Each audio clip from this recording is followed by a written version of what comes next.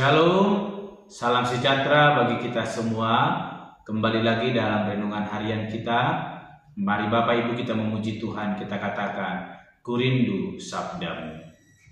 Ku rindu sabdamu, ku rindu firman-Mu, firman Tuhan Yesus yang heran dan penuh kuasa.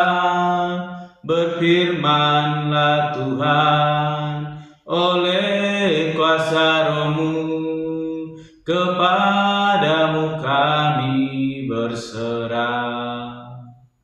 Berfirmanlah Tuhan, Roh Kudus urapi hamba-Mu. Berfirmanlah Tuhan, ku rindu menikmati sabdamu. Amin. Mari Bapak Ibu kita membuka Alkitab kita dari kitab Yesaya pasal 29 ayat pertama sampai dengan yang ke-14. Demikianlah firman Tuhan dengan perikop, Yerusalem terkepung tetapi diselamatkan. Celakalah Ariel, kota tempat Daud berkemah. Biarlah tahun demi tahun perayaan-perayaan silih berganti. Aku akan menyesatkan Ariel sehingga orang mengerang dan mengadu, dan kota itu akan seperti perapian bagiku. Aku akan berkemah di segala penjuru mengepung engkau, dan akan membuat tempat-tempat pengintaian untuk mengimpit engkau, dan akan mendirikan pagar-pagar pengepungan terhadap engkau. Maka engkau akan merendahkan diri, dan engkau bersuara dari dalam tanah. Perkataanmu kedengaran samar-samar dari dalam debu. Suaramu akan berbunyi seperti suara arwah dari dalam tanah, dan perkataanmu akan kedengaran seperti bisikan dari dalam debu. Akan tetapi segala pasukan lawanmu akan hilang lenyap seperti abu halus, dan semua orang yang gagah sombong akan menjadi seperti sekam yang melintas terbang. Sebab dengan tiba-tiba dalam sekejap mata engkau akan melihat kedatangan Tuhan semesta alam dalam guntur, gempa dan suara hebat, dalam puting beliung dan badai, dan dalam nyala api yang memakan habis. Maka segala pasukan bangsa-bangsa yang berperang melawan Ariel, dan semua orang yang memerangi dia dan kubu pertahanannya, dan orang-orang yang menyesatkan dia akan seperti mimpi dan seperti penglihatan malam-malam. Seumpama seorang yang lapar bermimpi ia sedang makan, pada waktu terjaga perutnya masih kosong. Atau seumpama seorang yang haus bermimpi ia sedang minum, pada waktu terjaga sesungguhnya ia masih lelah, kerongkongannya masih dahaga. Demikianlah halnya dengan segala pasukan bangsa-bangsa yang berperang melawan gunung Sion. Tercengang-cenganglah penuh keheranan. Biarlah matamu tertutup buta semata-mata. Jadilah mabuk tetapi bukan karena anggur. Jadilah pusing tetapi bukan karena arak. Sebab Tuhan telah membuat kamu tidur nyenyak. Matamu yakni para nabi telah dipejamkannya, dan mukamu yaitu para pelihat telah ditudunginya. Maka bagimu penglihatan dari semuanya itu seperti isi sebuah kitab yang termeterai. Apabila itu diberikan kepada orang yang tahu membaca dengan mengatakan, baiklah baca ini, maka ia akan menjawab, aku tidak dapat, sebab kitab itu termeterai. Dan apabila kitab itu diberikan kepada seorang yang tidak dapat membaca dengan mengatakan, baiklah baca ini, maka ia akan menjawab, aku tidak dapat membaca. Dan Tuhan telah berfirman, oleh karena bangsa ini datang mendekat dengan mulutnya dan memuliakan aku dengan bibirnya, padahal hatinya menjauh daripadaku, dan ibadahnya kepadaku hanyalah perintah manusia yang dihafalkan. Maka sebab itu sesungguhnya aku akan melakukan pula hal-hal yang ajaib kepada bangsa ini, keajaiban yang menakjubkan. Hikmat orang-orangnya yang berhikmat akan hilang, dan kearifan orang-orangnya yang arif akan bersembunyi. Amin. Bapak Ibu saudara yang terkasih dalam nama Tuhan Yesus Kristus, kita kembali merenungkan firman Tuhan, dan hari ini saya berikan tema bagi kita semua, yaitu bertekun dalam kebenaran. Sekali lagi, bertekun dalam kebenaran. Bapak Ibu saudara yang terkasih dalam nama Tuhan Yesus Kristus, firman Tuhan hari ini berbicara tentang Yerusalem yang terkepung, tetapi diselamatkan oleh Tuhan. Bapak Ibu, kita melihat bagaimana teguran Tuhan, peringatan dan firman Allah kembali dinyatakan kepada orang-orang yang telah berbalik daripada jalan Allah dan telah menyakiti hati Tuhan. Firman-Nya mengingatkan supaya mereka boleh bertobat dan kembali kepada jalan yang benar, sehingga boleh menikmati kasih karunia Allah. Kalau kita melihat apa yang boleh disampaikan dalam kitab Yesaya pasal 29 ayat 1 sampai yang ke-14 ini, berbicara tentang celaka oleh karena perbuatan yang tidak menyenangkan hati Tuhan. Kita melihat Bapak Ibu yang terkasih dalam nama Tuhan Yesus Kristus. Ayat ke-10 dikatakan, sebab Tuhan telah membuat kamu tidur nyenyak, matamu, yakni para nabi, telah dipejamkannya, dan mukamu, yaitu para pelihat, telah ditudunginya. Bapak Ibu, saudara-saudara yang dikasihi dalam nama Tuhan Yesus Kristus, Tuhan begitu mengasihi kehidupan kita.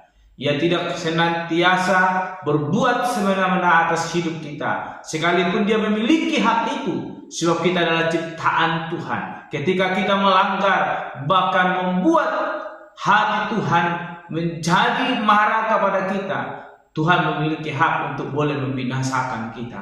Tetapi kasih Allah begitu besar dalam kehidupan kita. Ketika kita berbalik daripada jalan Allah, Allah menyampaikan firman-Nya, mengingatkan kita supaya kita tidak mengalami penghukuman itu. Tetapi kita melihat bagaimana bangsa-bangsa yang dikasihi oleh Allah melupakan Allah, dan sekalipun ada firman Allah boleh mengingatkan dan menegur, mereka mengeraskan hati mereka, sehingga pada akhirnya Allah boleh mendatangkan celaka itu, membuat mereka mengalami penderitaan. Namun firman Tuhan hari ini mau mengingatkan kita, belajar dari Yerusalem, di mana mereka adalah bangsa yang buta, yang tidak mengenal apa yang Tuhan kehendaki, yang tidak dapat membedakan mana yang benar dan mana yang salah, sehingga mereka terjerumus dalam keberdosaan dan mereka lepas daripada kasih karunia itu, dan upah mereka adalah